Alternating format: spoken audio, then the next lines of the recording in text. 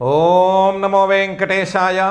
కువలయా పీడపీడనా కువలయా పీడతాడనా గోవింద గోవింద. సంపీడ్యమత్తగజమాత్రమహోహి తృప్తః నిష్పీడ్య హస్తిపకమేవ వృథానుదృప్తః సర్వార్థకామనమదశ్చ మమాస్త్యతృప్తః బుద్ధిర్గజో తము విదార్య భవేశ్చ దృప్తః అని కుబ్జానత పాదపద్మ అబ్జానన నేత్రపద్ముడైన శ్రీనివాస పరమాత్మని మనసులో భక్తిగా ప్రార్థించుకుంటూ శ్రీ శుక్లవారు ఉపదేశం చేసిన శ్రీమద్భాగవత మహాగ్రంథం యొక్క అధ్యయన కార్యక్రమాన్ని మనం ప్రారంభించుకుందాము. యథాప్రకారం ప్రార్థనా శ్లోకాలను చదువుకుని మంగళాచరణం చేసుకుందాము. శ్రీ గణేశ ప్రార్థన. అంతరాయ విరామాయ స్వాంతరోగ విముక్తయే అంతరాత్మ విహారాయ శ్రీ గణేశాయ తే నమః. శ్రీ గురు ప్రార్థన. గురుర్బ్రహ్మ గురుర్విష్ణు గురుర్దేవో మహేశ్వర గురుః సాక్షాత్ పరం బ్రహ్మ తస్మై శ్రీ గురవే నమః. శ్రీనివాస ప్రార్థన. నభో వాయువగ్నిమూలాయ నభో వద్విసృతాత్మనే నభో మాసయతు పూజ్యాయ శ్రీనివాసాయ తే నమః. అథ సంకల్పః అస్మాకం ఉపాత్త సమస్త దురితక్షయద్వారా బుద్ధిశుద్ధ్యర్థం విద్యాభివృద్ధ్యర్థం భక్తిజ్ఞాన వైరాగ్యాది తదనుకూల సర్వసంపత్ సమృద్ధ్యర్థం శ్రీ పరమేశ్వర ప్రీత్యర్థం శ్రీమద్భాగవత పాఠం కరిష్యామహే. అస్య శ్రీమద్భాగవత స్తోత్ర మహామంత్రస్య నారద ఋషిః బృహతి ఛందః శ్రీకృష్ణః పరమాత్మా దేవతా బ్రహ్మబీజం భక్తిశక్తి జ్ఞానవైరాగ్యే కీలకం అస్మాకం శ్రీమద్భగవత్ప్రసాదసిద్ధ్యర్థే పాఠే వినియోగః ధ్యానం నారాయణాశ్రమపదేషు చరేణ జేయం వ్యాసప్రసూతసుఖసుష్ణమణైశ్చ దేయం జన్మాంతరార్జితఫలశ్రమభీతిహేయం నూనం జనాః శృణుత భాగవతం సుగేయం. శ్రీ గురుభ్యో నమః. కుస్తీ పోటీలకు అన్నీ సిద్ధమైనాయి. అందరూ ఎక్కడ వాళ్ళు అక్కడ వచ్చి కూర్చున్నారు. ఊళ్ళో వాళ్ళు పిలిపించిన వాళ్ళు, బయట ఊళ్ళ నుంచి వచ్చిన వాళ్ళు, ప్రత్యేకించి కంసుడు పిలిస్తే వచ్చినవాడు, చివరికి కంసుడు అందరూ వచ్చి వాళ్ళ ఆసనాల్లో కూర్చున్నారు. తర్వాత ఏమైంది అనే విషయాన్ని 43వ అధ్యాయంలో శ్రీ శుకుల వారు మొదలుపెట్టి చెప్తున్నారు. శ్రీ శుక ఉవాచ అథ కృష్ణశ్చ రామశ్చ కృత శౌచౌ పరంతప మల్లదుందుభి నిర్ఘోషం శ్రుత్వా ద్రష్టుముపేయతు. అథ ఈ తర్వాత అని చెప్పుకోవచ్చు, లేకపోతే ఇంకోటి కూడా చెప్పుకోవచ్చు. బలరామకృష్ణులిద్దరూ రాత్రి అక్కడికి చేరి, బళ్ళ దగ్గరికి చేరి పాలన్నం తిని సుఖంగా రాత్రి గడిపారు అనుకున్నాం కదా. ఆ సుఖంగా వాళ్ళు రాత్రి గడిపిన తరువాత కంసుడేమో చాలా కష్టపడి చాలా దుస్వప్నాలతో రాత్రిని గడిపాడు. అలా కాకుండా సుఖంగా రాత్రిని హాయిగా తమ బళ్ళ దగ్గరే గడిపిన తర్వాత బలరామకృష్ణులు ఇద్దరూ కృష్ణశ్చ రామశ్చ కృత శౌచౌ పొద్దున్న లేచి కాస్త వాళ్ళు కడుక్కోవాల్సిన మొహాలు కడుక్కున్నారు, వాళ్ళు చేయాల్సిన స్నానాలు చేసుకుని ఏం చేద్దాము అని ఆలోచిస్తుంటే మల్ల దుందుభి నిర్ఘోషం. ఈ మల్ల కుస్తీ పోటీలు జరుగుతున్నాయి అనే దానికి చిహ్నంగా దుందుభిలు మోగినాయి కదా, ఆ శబ్దాన్ని విన్నారు. అవి కొంచెం పెద్దగా వినిపించినాయి, బయటికి కూడా వినిపించినాయి, కోట గోడల అవతలకు కూడా వినిపించినాయి. దాంతో దాన్ని విన్నారు. శ్రుత్వా ద్రష్టుముపేయతు, మనం కూడా చూడడానికి వెళదాము అని అనుకుని బయలుదేరారు.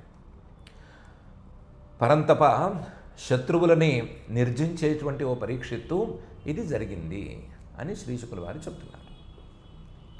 అయితే ఈ పరంతప అని సంబోధన చేసి కృత శౌచౌ అని చెప్పటంలో ఏదో వేరే ఆంతర్యం ఉన్నట్లుంది. వీళ్ళు పొద్దున్నే లేచిన తర్వాత మొహాలు కడుక్కోకుండా ఎందుకుంటారు, స్నానాలు చేయకుండా ఎందుకుంటారు? మొహం కడుక్కొని స్నానం చేయడం తప్ప వీళ్ళకి ప్రత్యేకించి పనేం లేదు. వీళ్ళిద్దరికీ ఇంకా ఉపనయనాలు ఏం కావలేదు బలరామకృష్ణులు ఇద్దరికి. అందువల్ల వాళ్ళు చేసుకోవాల్సిన సంధ్యావందనాలు అవి వాళ్ళకి లేవు. సంధ్యావందనాలు ఉండి చేయవలసిన వాళ్ళు తొందరగా తెముల్చుకుని వాళ్ళు ముందుగా రాజుగారి దగ్గరికి వెళ్ళిపోయారు. కాబట్టి కృత శౌచవు అని చెప్పుకోవడంలో పెద్ద విశేషమేం లేదు. ఏం చెప్పదలుచుకున్నారంటే, ఎవరినైనా సరే శత్రువుల్ని నిర్జించేటప్పుడు వాళ్ళని ముందు భయపెట్టి కదా వాళ్ళని గెలుస్తారు. శత్రువుల్ని గెలిచేటువంటి నీకు ఆ విషయం బాగా తెలుసు. ముందు వాళ్ళని భయపెట్టాలి, భయపెట్టి ఒక రాత్రి వాళ్ళనల్లా భయంతో పడుకోబెట్టి తర్వాత మరుసటి రోజున వాళ్ళ సంగతి చూడాలి. రామాయణంలో శ్రీరామచంద్రుడు కూడా అలాగే చేశాడు కదా. ఒకరోజు రావణుడితో యుద్ధం చేసి బాగా అలసిపోయావు, వెళ్ళి ఇంటికి వెళ్ళి విశ్రాంతి తీసుకో, రేపు కాస్త శక్తి పుంజుకుని మళ్ళీ తిరిగిరా అని చెప్పి పంపించాడు.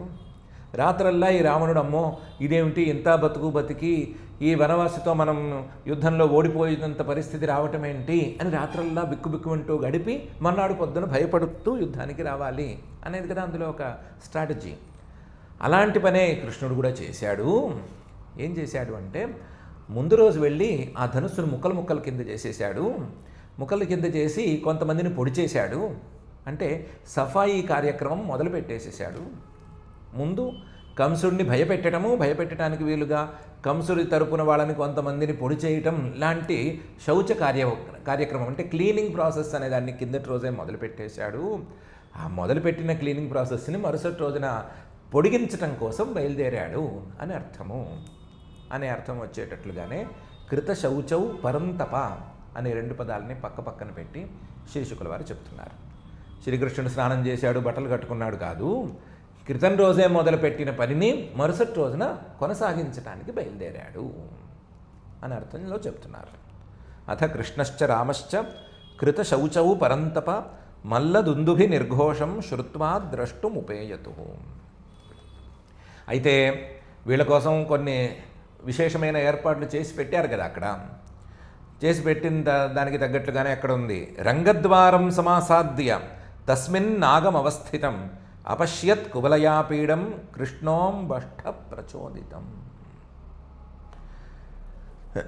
రంగద్వారం సమాసాద్య, ఆ కుస్తీ పోటీలు ఎక్కడ జరుగుతున్నాయో అడుక్కుంటూ వెళ్ళి ఆ ద్వారం దగ్గరికి వెళ్ళి నుంచుని లోపలికి వెళదామని అనుకున్నారు.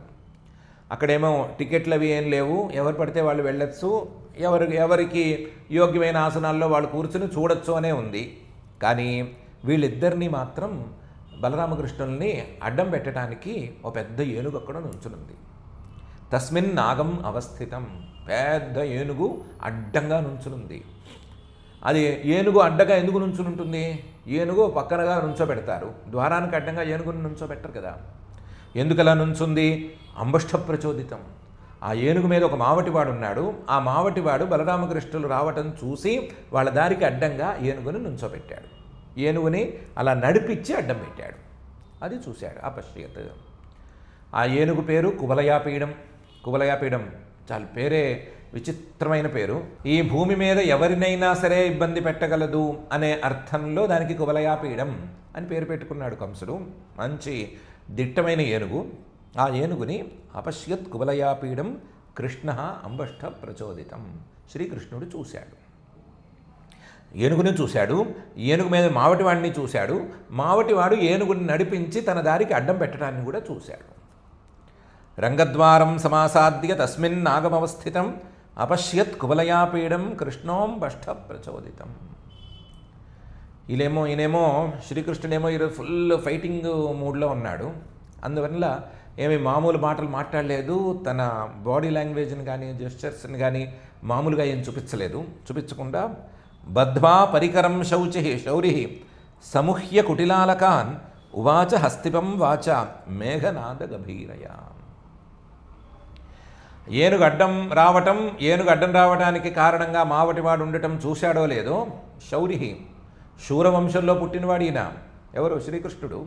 ఆయన ఏం చేశాడంటే బద్ధ్వా పరికరం, ముందు అసలు ఏం చేశాడు, పైన ఉత్తరీయం తీసి నడుము గట్టిగా కట్టి ఒకసారి అన్నీ గట్టిగా ఉన్నాయా లేవా అని చూసుకున్నాడు. చేతులు అవి చరుచుకుని చూస్తున్నాడు. సముహ్య కుటిలాలకాన్, తన వంకర టింకరగా ఉండేటువంటి ఉంగరాల జుత్తు మొహం మీద పడుతూ ఉంటే ఆ ఉంగరాల జుత్తుని 2 చేతులతోనే ఒకసారి పైకెత్తుకుని అవి అడ్డం రాకుండా కొంచెం స్టైలిష్గా చేస్తారు కదా, ఆ పని చేశాడు. యుద్ధానికి నేను సిద్ధం అనే భావన కలిగేటట్లుగా, ఎదుటి వాళ్ళకి కలిగేటట్లుగా ఈ పనులన్నీ చేశాడు. చేసినవాడు ఉవాచ హస్తిపం, ముందు మర్యాద లేకుండానే మావటివాడితో మాట మాట్లాడాడు. వాచ మేఘనాద గభీరయ. మర్యాద లేకుండానే ఎందుకంటున్నామంటే ఒక మేఘనాదం చేసినట్లుగా, ఉరుమినట్లుగా, చిన్నపిల్లవాడు పొట్టిగా ఉన్నాడు, కానీ ఒక ఉరుము ఉరిమినట్లుగా ఆ మావటివాడితో మాట్లాడాడు. ఇతనేమో చిన్నపిల్లవాడు, శ్రీకృష్ణుడు. మా ఏనుగు చాలా పెద్దది, ఏనుగు మీద ఉన్నాడు మావటివాడు. ఏనుగు మీద ఉండే మావటివాడికి ఉరిమినట్టుగా శబ్దం వినిపించేటట్లుగా గట్టిగా ఒక మాట మాట్లాడాడు కింద నుంచి. బద్ధ్వా పరికరం శౌరి సముహ్య కుటిలాలకాన్ ఉవాచ హస్తిపం వాచా మేఘనాద గభీరయ. అంబష్టాంబష్ట మార్గం నౌ దేహ్యపక్రమమాచిరం నోచేత్ సకుంజరంతవాద్య నయామి యమసాధనం అని మాట్లాడాడు. అంబష్టాంబష్టాం అన్నాడు. ఒరే మావటివాడా మావటివాడా అని గట్టిగా పిలిచాడు. తన కోపాన్ని, తన యొక్క దార్ఢ్యాన్ని చూపించడానికి 2 సార్లు పిలిచాడు. పిలిచి మార్గం నౌ దేహి, నేను బలరాముడు ఇద్దరం వచ్చాము. అలాగే మా వెనకాల మా మిగతా గోపాలకులు వచ్చారు, మాకు దారివ్వు. మార్గం నౌ దేహి, అపక్రమ, నువ్వు అడ్డంగా ఉన్నావు, వెంటనే అడ్డం తొలగిపో. మాచిరం, ఆలస్యం చేయొద్దు, ఈ విషయంలో తొందరపడు, వెంటనే ఉన్నవాడి ఉన్నట్టుగా మాకు దారివ్వు. నోచేత్, అలా చేయకపోతే, మాకు దారి ఇవ్వకపోతే, నువ్వు అడ్డం లేవకపోతే సకుంజరంత్వాద్య నయామి యమసాధనం, నువ్వు కూర్చున్న ఏనుగుతో సహా మీ ఇద్దరిని, నిన్ను నీ ఏనుగుని ఇద్దరిని కూడా యమసాధనానికి పంపించేసేస్తాను, యముడి దగ్గరికి పంపించేసేస్తాను అన్నాడు. మర్యాద ఏం లేదు, ప్లీజ్ అనే మాట లేనే లేదు. అడ్డం తొలగుతావా, పైకి పంపించమంటావా అనే బెదిరింపే ఉంది. అంబష్టాంబష్ట మార్గన్నౌ దేహ్యపక్రమమాచిరం నోచేత్ సకుంజరంత్వాద్య నయామి యమసాధనం అని. అయితే ఇందులో ఒక చిన్న 2 చిక్కులున్నాయి. ఒకటి కాదు, 2 చిక్కులున్నాయి. పరమాత్మ అంతటి వాడు నిన్ను యముడి దగ్గరికి పంపిస్తాను అని అనవచ్చునా అనేది ఒక చిక్కు. రెండోది, పరమాత్మే పంపిస్తే వాడు యముడి దగ్గరికి వెళ్తాడా అనేది రెండో చిక్కు. పరమాత్మ చేతితో గనక వాళ్ళని ఏమైనా సంహరించాడోనే అనుకుందాము, లేదా వాళ్ళని ముట్టుకున్నాడే అనుకుందాం, ఏం జరిగినా వాళ్ళు యముడి దగ్గరికి వెళ్ళరు కదా. అలాగే పరమాత్మ నిన్ను నేను పైకి తీసుకెళ్తాను అని అనాలి, కానీ నిన్ను యముడి దగ్గరికి పంపించేస్తాను, తొక్కేస్తాను అని అనటానికి వీల్లేదు కదా అని 2 చిక్కులు ఉన్నాయి. ఆ 2 చిక్కులకి ముడి విప్పేటట్లుగానే జాగ్రత్తగానే మాట్లాడాడు. నయామి యమసాధనం అని.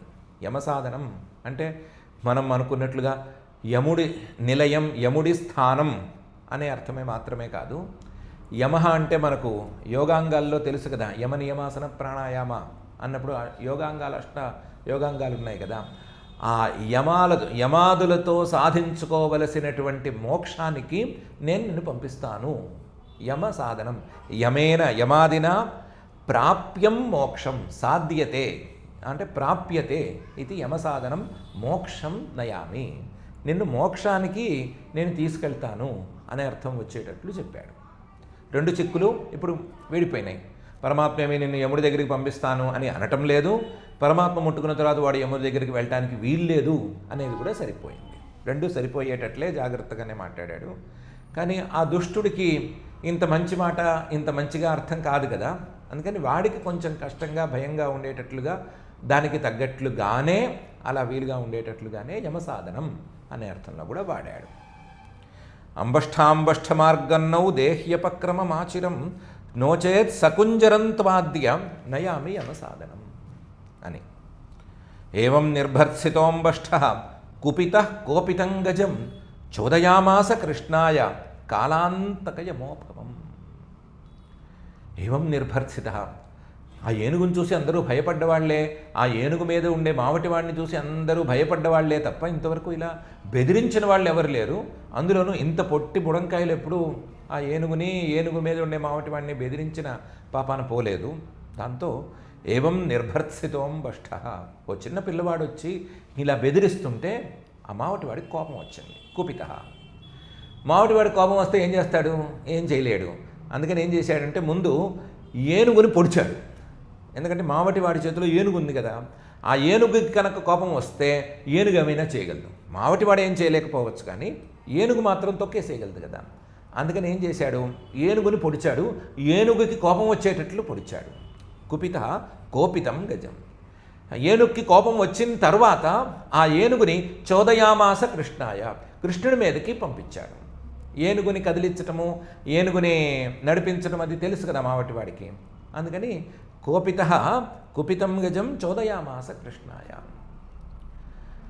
శ్రీకృష్ణుడు పట్టించుకోలేదు, కానీ మిగతా వాళ్ళకి మాత్రం చూడ్డానికి అది గజం ఎలా ఉందంటే కాల అంతక యమోపమం, ఒక కాలంలాగా, ఒక మృత్యువులాగా, లేదా ఒక యముళ్లాగా ఉంది.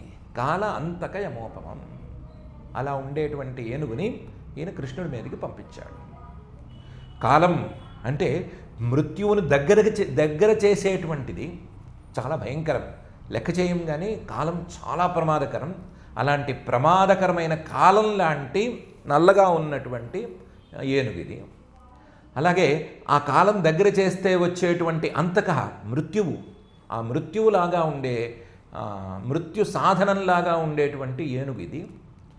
అలాగే ఈ కాలాన్ని, అంతకం అంటే మృత్యువుని, ఈ రెండిటిని నియంత్రించేవాడు యముడు అనేటువంటి దేవత అయితే ఆ యముడే సాక్షాత్తుగా దిగి వచ్చాడా అన్నట్లుంది ఈ ఏనుగు.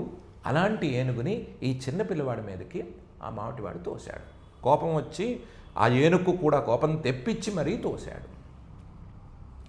ఏవం నిర్భర్త్సితోంబష్ట కుపిత కోపితంగజం చోదయామాస కృష్ణాయ కాలాంతకయమోపమం.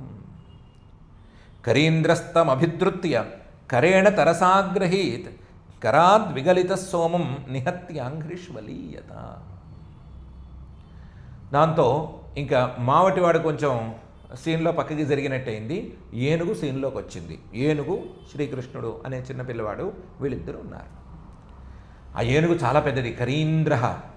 ఏనుగుల్లో కల్లా చాలా గొప్ప ఏనుగది.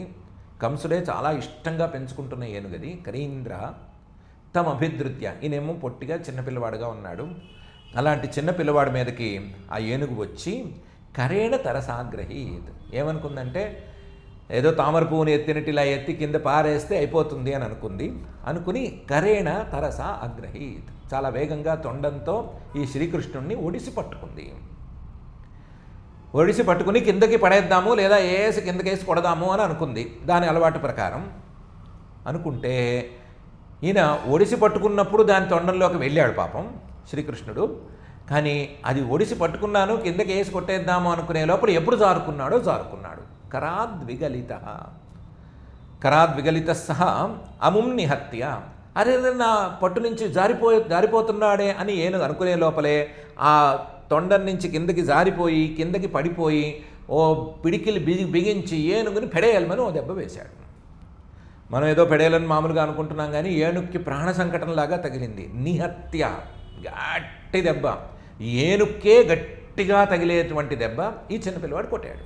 నిహత్య. మరి కొడితే అసలే కోపంగా ఉన్నది, అసలే ఏనుగు మనం అనుకునేంత సాధు జంతువేం కాదు.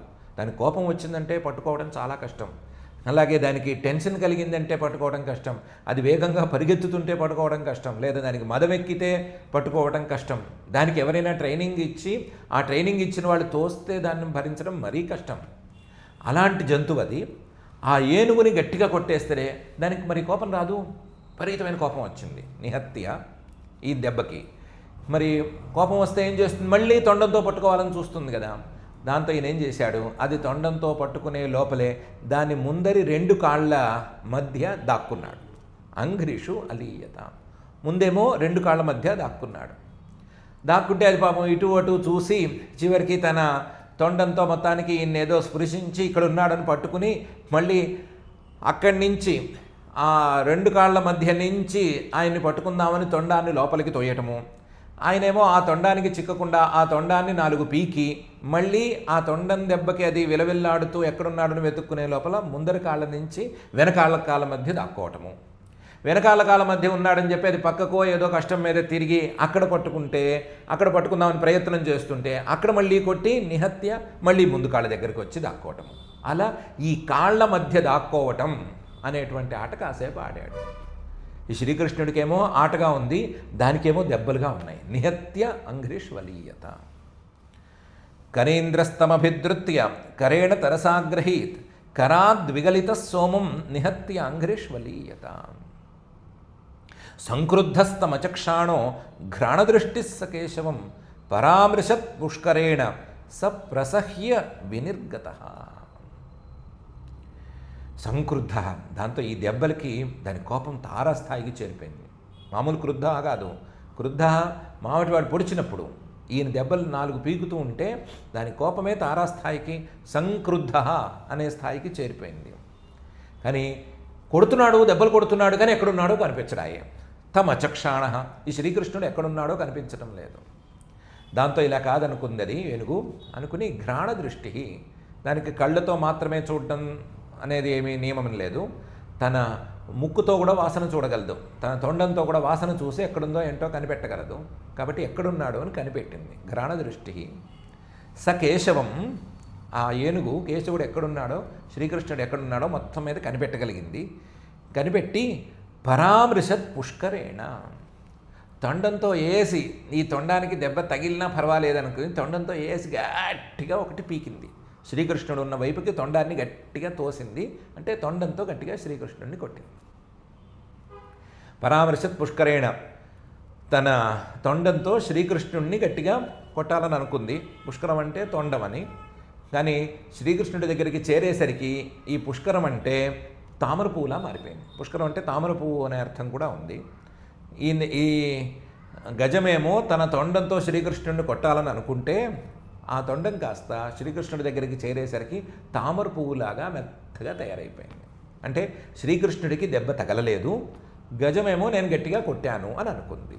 పరామృశత్ పుష్కరేణ, శ్రీకృష్ణుడేమో నన్ను ఏదో తామర పువ్వు వచ్చి తాకింది అని అనుకున్నాడు. ఆ స్థాయిలో ఓ చిన్న పని జరిగింది. ఆ కొట్టడం మాత్రమే కాకుండా తొండంతో గట్టిగా వెళ్ళి ఒడిసి పట్టుకుందామని చూసింది. సహా ప్రసహ్య వినిర్గత, ఆ తొండానికి చిక్కకుండా, ఆ ఒడిసి పట్టుకి చిక్కకుండా శ్రీకృష్ణుడు తన బలం అంతా వాడి మరీ బయటకు వచ్చేసేసాడు. వేగంగా లేదా బలాత్కారంగా బయటకు వచ్చేసేసాడు. సంక్రుద్ధస్తమచక్షాణో ఘ్రాణదృష్టి స కేశవం పరామృశత్ పుష్కరేణ స ప్రసహ్య వినిర్గత. పుచ్చే ప్రగృహ్యాతి బలం ధనుషః 25 విచకర్ష యథానాగం సుపర్ణ ఇవ లీలయా. ఈ కాళ్ళ మధ్యలో ఆడటం ఏమోలా ఎంతసేపు ఆడతానులే అనుకున్నాడో ఏమో శ్రీకృష్ణుడు. వెనక కాళ్ళ నుంచి వెనక కాళ్ళకే వెళ్ళిపోయి పుచ్చే ప్రగృహ్య, దాని తోకని పట్టుకుని పుచ్చే ప్రగృహ్య. ఆ ఏనుగు సామాన్యమైనదేం కాదు. ఆ పుచ్చం తోకను పట్టుకుంటే ఏమీ దానికి ఊడిపోయేదేం లేదు.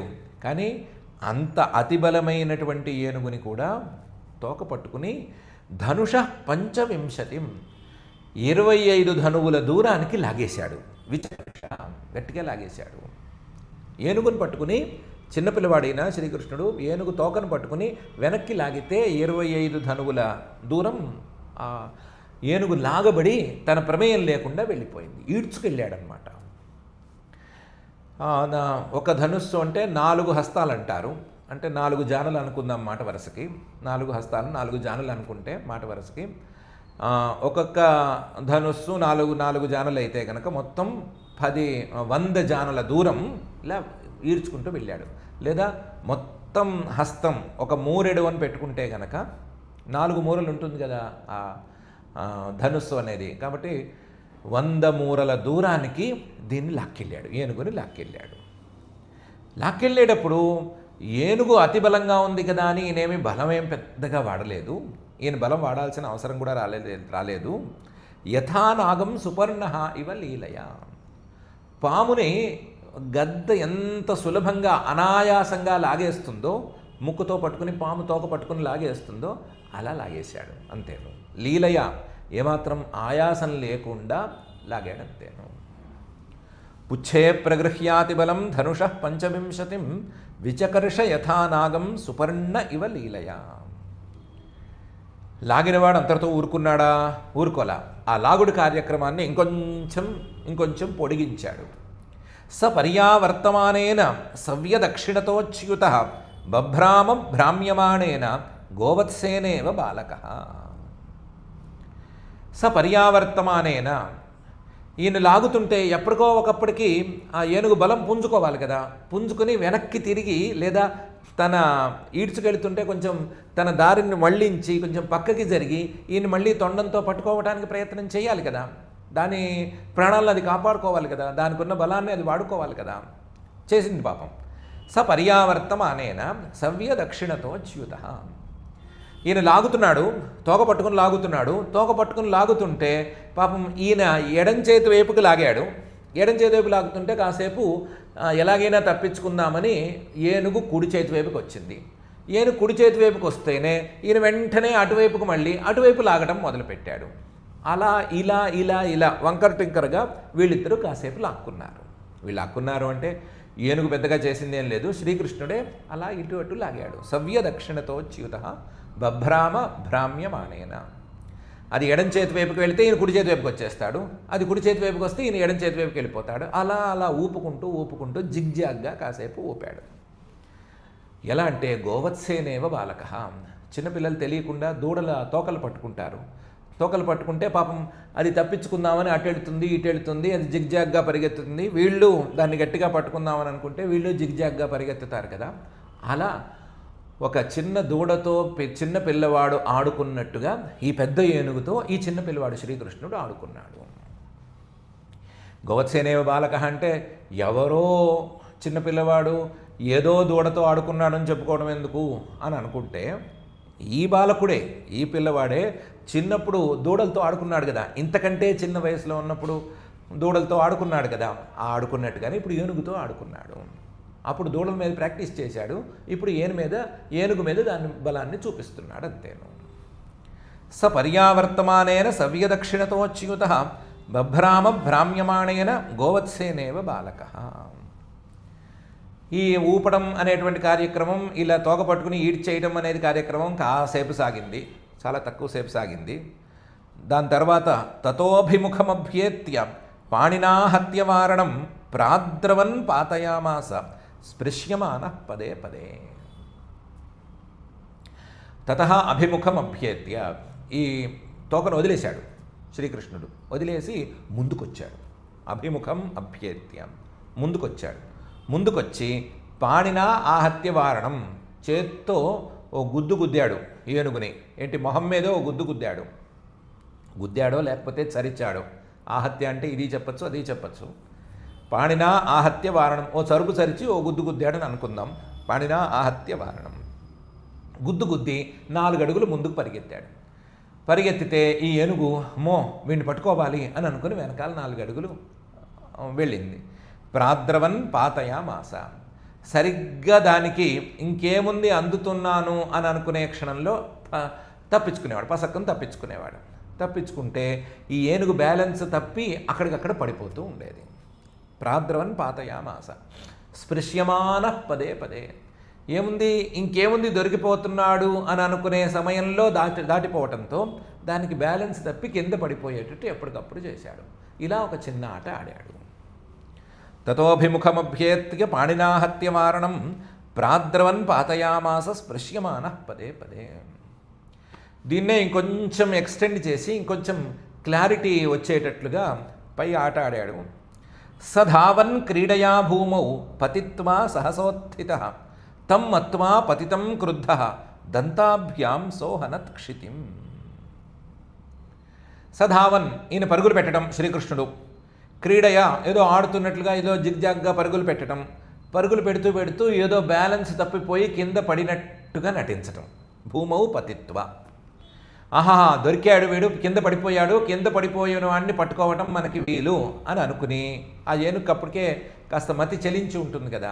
ఇన్ని దెబ్బలు తిని ఇన్ని రకాలుగా ఓడిపోతే దానికి మైండ్ పనిచేయదు కదా. మైండ్ పనిచేయని ఆ ఏనుగు తం మత్వా పతితం, అసలే క్రుద్ధ, కోపంలో ఉన్నటువంటి ఏనుగు ముందు వెనక చూసుకోకుండా పతితం, వీడు పడిపోయాడని అనుకుని తొండంతో వాడిని పట్టుకోవటం కుదరదని అనుకుని, లేదా తొండంతో వాడిని పట్టుకోకూడదు అని అనుకుని ఏం చేసిందిట, తొండం పైకెత్తేసేసి తనకున్న 2 దంతాలు ఉంటాయి కదా, ఆ దంతాలతో పొడిచేద్దాము అని కిందకి వంగి, దంతాలతో పొడుద్దామని కిందకి ఇలా పొడిచేటట్లుగా పైనుంచి తొండం పాపం పైకెత్తి అంత పెద్ద ఏనుగు మోకాళ్ళ మీద వంగి దంతాలతో పొడుద్దామని కిందకి వేగంగా వస్తుంటే, అంతవరకు పడినట్టు నటించినటువంటి మహానుభావుడు శ్రీకృష్ణుడు సహసా ఉత్థిత, ఠకీమని లేచి వెళ్ళిపోయాడు. దొరకపోవటంతో దంతాభ్యాం సహా అహనత్ క్షితిం, ఏనుగు దాని బరువు, దాని వేగము, దాని కోపము వీటిని ఆపుకోలేక ఆ 2 దంతాలని తీసుకెళ్ళి పాపం భూమిలో గుచ్చేసేసుకుంది. ఇలా చాలాసార్లు అయింది. మళ్ళీ ఇది ఒక్కసారి కాదు, ఇలా చాలాసార్లు చేశాడు. ఏనుక్కి ఆ దంతాలు భూమిలో గుచ్చుకుంటే ఎంత నొప్పి పాపం, అంత నొప్పిని కలిగేటట్లు చేశాడు. సధావన్ క్రీడయా భూమౌ పతిత్వా సహసోత్థిత తం మత్వా పతితం క్రుద్ధ దంతాభ్యాం సోహనత్ క్షితిం. స్వవిక్రమే ప్రతిహతే కుంజరేంద్రోత్యమర్షిత చోద్యమానో మహామాత్రై కృష్ణమభ్యద్రవదృష. ఇది ట్రైన్డ్ ఎలిఫెంట్. ఇదేం మామూలు అల్లాటప్ప ఏనుగు కాదు, ట్రైనింగ్ ఉన్న ఎలిఫెంట్. ఎలాంటి ట్రైనింగ్ ఉన్న ఎలిఫెంటు? యుద్ధంలో కూడా పాలు పంచుకోవడానికి వీలుగా ట్రైనింగ్ పొందిన ఏనుగు. ఈ ఏనుగు ఇలాంటి చిన్న పిల్లవాడిని పట్టుకోవటం అనే దాన్ని పెద్ద సమయం తీసుకుని చేయక్కర్లేదు. ఏదో సమయం తీసుకుని ఇలా పిల్లవాడి దగ్గర మాటిమాటికి ఓడిపోతూ చేయనక్కర్లేదు. కానీ ఈరోజు స్వవిక్రమే ప్రతిహతే, ఈ ఏనుగు తాలూకు పరాక్రమం అంతా కూడా ఎందుకు పనికి రాకుండా పోయింది. దాని ట్రైనింగ్ అనేది ఎందుకు పనికి రాకుండా పోయింది. దాంతో ఏనుక్కే చాలా కోపం వచ్చింది. కుంజరేంద్ర అత్యమర్షిత, చాలా కోపంగా మారిపోయింది.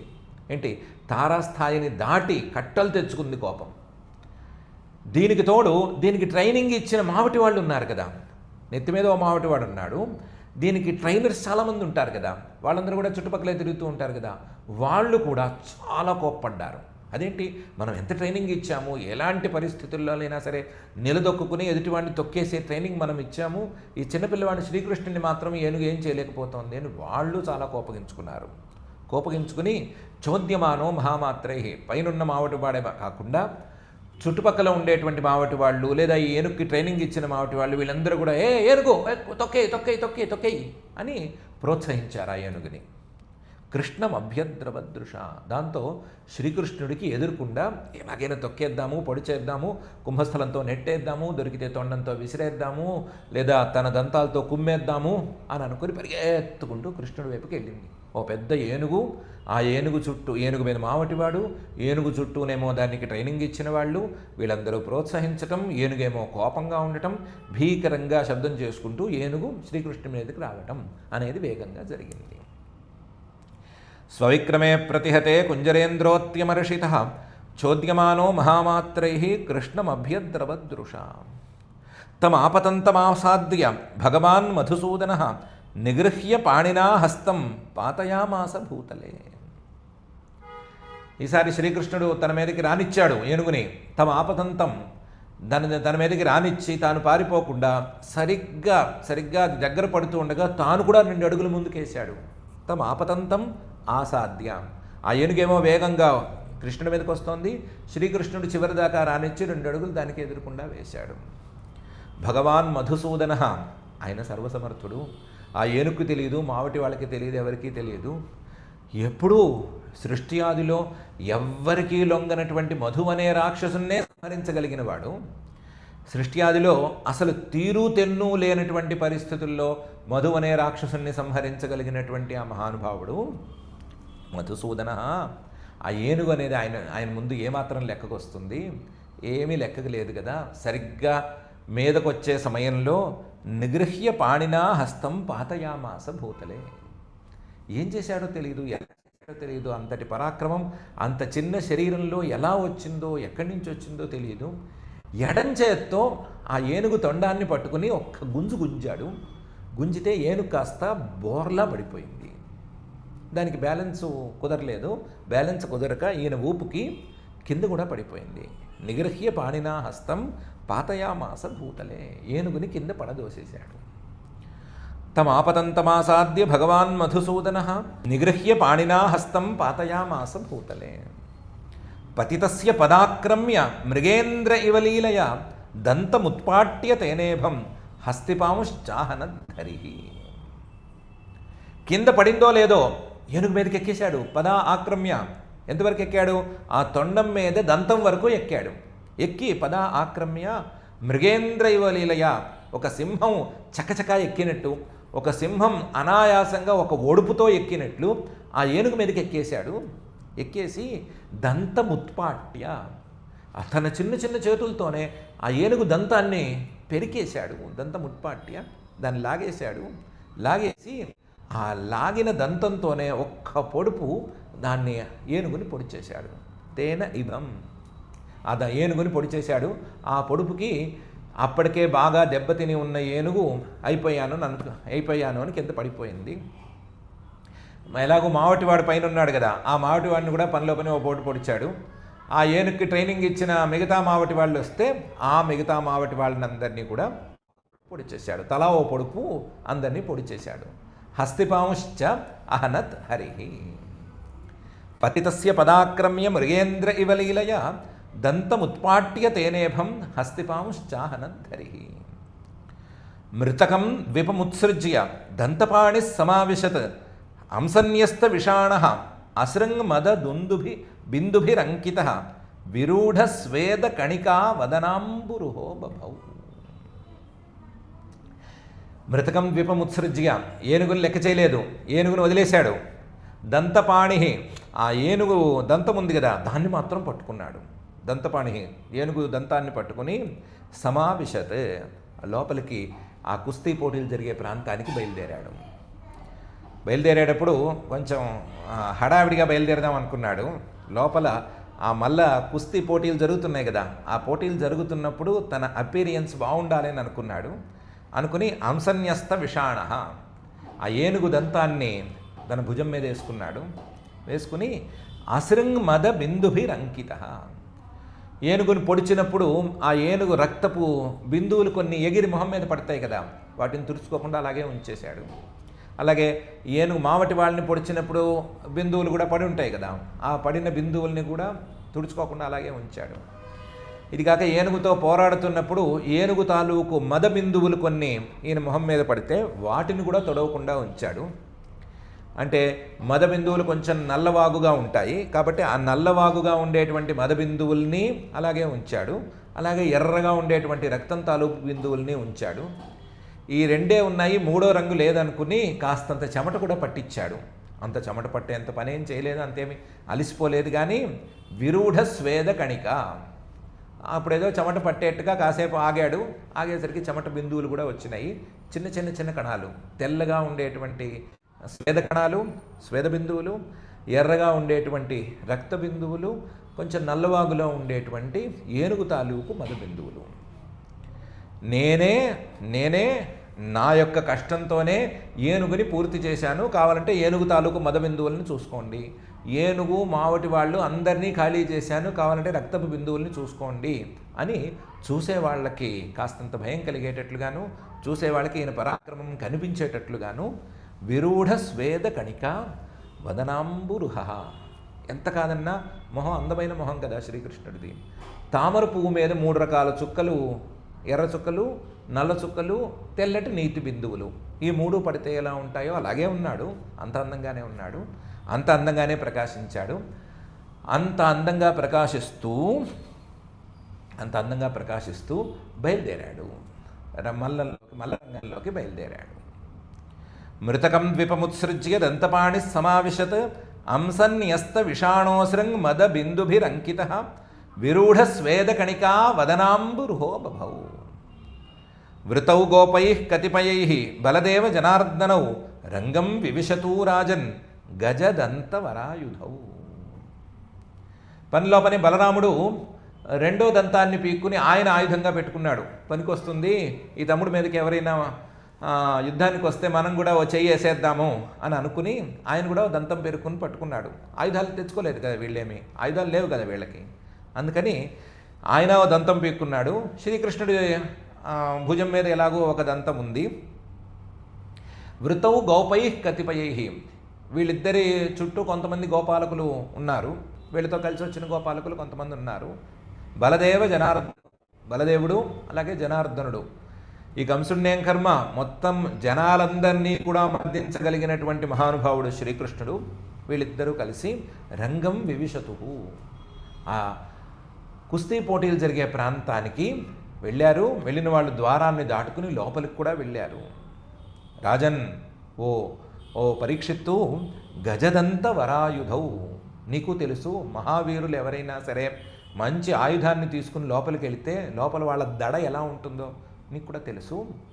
అందరికీ దడ పుట్టించేటట్లుగా ఎవరైతే వీళ్ళని శత్రుదృష్టితో చూస్తారో అటువంటి వాళ్ళందరికీ దడ పుట్టించేటట్లుగా ఈ బలదేవ జనార్దనులిద్దరూ లోపలికి వెళ్ళారు. వృతౌ గోపై కతిపయై బలదేవ జనార్దనౌ రంగం వివిశతూ రాజన్ గజదంతవరాయుధౌ అని శ్రీశుకుల వారు చెప్తున్నారు. తర్వాత ఏం జరిగింది అనే సంగతి మనకి తెలియాలి. తర్వాత ఏం జరిగింది అనే దానికంటే ఈ శ్లోకం తరువాత శ్రీశుకుల వారు చెప్తున్నటువంటి మంచి శ్లోకం ఒకటి బాగా గట్టిగానే చూసుకోవాలి. మల్లానామ శనిహి నృడాం నరవరహ అని మంచి పద్యం ఉంది. ఆ పద్యం కూడా చూసుకోవాలి. దాన్ని యథాసౌకర్యంగానే మనం చూసుకుందాము. భగవంతుడు సర్వసమర్థుడు అని చెప్పటానికి మనకేమైనా కొన్ని చిన్న చిన్న సాక్ష్యాలు కావాలి అని అనుకుంటే, మన శ్రవణాలు చాలవని అనుకుంటే, లేదా మనకి ఉండేటువంటి తార్కాణాలు చాలవని అనుకుంటే, ఆ తార్కాణాలు చిన్న చిన్న తార్కాణాలు ఇవ్వటానికి అన్నట్లుగా నేను చిన్న రూపంలో ఉన్నా, నేను సూక్ష్మ రూపంలో ఉన్న ఎంత పెద్ద గజాన్నైనా సరే అవలీలగా ఓడించగలను అని చెప్పడానికా అన్నట్లుగా పరమాత్మ ఈ విన్యాసాలని కాసేపు చేశాడు అని అనుకోవాలి. ఆయన విన్యాసాలు చేయటాన్ని 15-16 శ్లోకాలలో వర్ణించారు అంటేనే శ్రీశుకుల వారు సహజంగానే సంక్షిప్తంగా చెప్పే అలవాటున్న శ్రీశుకుల వారు 15-16 శ్లోకాలు దీనికి తీసుకున్నారు అంటే పరమాత్మ యొక్క ఈ లక్షణాన్ని మనకి అర్థమయ్యేటట్లుగా కాస్తంత చెప్పడానికే పూనుకున్నారు అని అనుకోవాలి. ఆయన ఎంత సూక్ష్మ రూపంలో ఉన్నాడనేది లెక్కలేదు. ఆయన సామర్థ్యం అనతిశయం లేదా నిరతిశయం అనే మాటను మనం అర్థం చేసుకోవాలి అనే అభిప్రాయాన్ని శ్రీశుకుల వారు వెల్లడిస్తున్నారు. అలాంటి నిరతిశయ సామర్థ్యం ఉన్నటువంటి పరమాత్మను గురించి తెలుసుకుని తీరవలే అనే విషయాన్ని మనకు నొక్కి చెప్తున్నారు. మనం ఈ విషయాన్ని మనసులో పెట్టుకుందాము. పాపం ఏనుగు అనే మాట అనుకోక్కర్లేదు. దానికి ఏదో పూర్వజన్మ ఉంటుంది. ఆ పూర్వజన్మలో ఏదో పాపం, ఆ పాపాన్ని పోగొట్టుకోవడానికి కోసం ఇంత దాకా వచ్చి ఉండటం ఇవన్నీ జరిగి ఉంటాయి. దాని గురించి మనం బాధపడక్కర్లేదు. ఒకవేళ ఈ దెబ్బలు తిన్నట్టున్నా సరే తన పాపాలను పోగొట్టుకుని శ్రీహరి కరస్పర్శతో అది ఎప్పుడో మోక్షం దాకా వెళ్ళిపోయింది అని శ్రీహరి మాటలతోనే యమసాధనం అనేటువంటి మాటతోనే తెలిసిపోయింది అని అనుకున్నాము. కాబట్టి ఏనుగు బాగానే ఉంది, మనమే బాగుపడవలసింది, మనమే ఆ పరమాత్మ తత్వాన్ని మనసులోకి ఎక్కించుకోవాల్సింది. కాబట్టి ఆ పరమాత్మ యొక్క సామర్థ్యం నిరతిశయం అనే విషయాన్ని మనసులోకి ఎక్కించుకుంటూ ఆ నిరతిశయ సామర్థ్యం ఉన్నటువంటి పరమాత్మని మన మనసులోకి ఎక్కమని మనం భక్తిగా ప్రార్థించుకుందాము. ఆ ప్రార్థనతో ఈరోజుకి ఈ కార్యక్రమాన్ని పూర్తి చేసుకుని క్షమాప్రార్థనాదులను చెప్పుకుందాం. అథ క్షమాప్రార్థనా యదక్షరపదభ్రష్టం మాత్రాహీనం చ యద్భవేత్ తత్సర్వం క్షమ్యతాం దేవ నారాయణ నమోస్తుతే.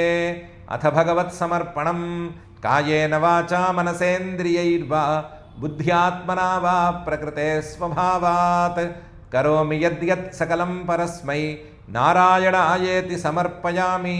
అథ లోకక్షేమ ప్రార్థనా సర్వే భవంతు సుఖినః సర్వే సంతు నిరామయాః సర్వే భద్రాణి పశ్యంతు మా కశ్చిద్ దుఃఖభాగ్ భవేత్.